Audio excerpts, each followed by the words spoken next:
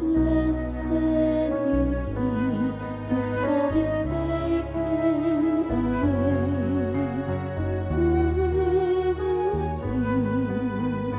He is covered. Bless the man to whom the Lord imputes not good, in whose spirit there is no God. I turn to you, Lord, in time of trouble, and you fill me with the joy of salvation. Then